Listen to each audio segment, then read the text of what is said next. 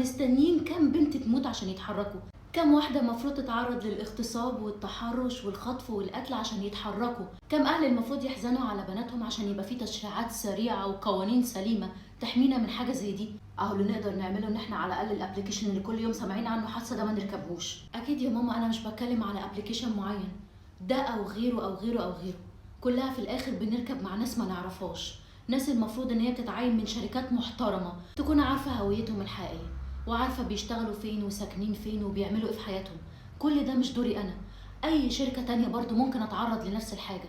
الموضوع كله في المبدأ ان في استهتار بروح البني ادم او بروح الست. انا مش عارفة اقولك ايه بصراحة، الوضع بقى صعب قوي. انا كل اللي اقدر اعمله ان اخد بالي كويس قوي من التعليمات اللي انت محفظاها لي، اخد بالي من لبسي وما اتاخرش عن الساعة 8 او 9 بالكتير، مع ان ده مش منطقي تماما في الصيف، وما اخدش ودي مع السواق ولا اهزر ولا اخده عليا، ودايما تبقى عيني على الطريق وعيني على الابليكيشن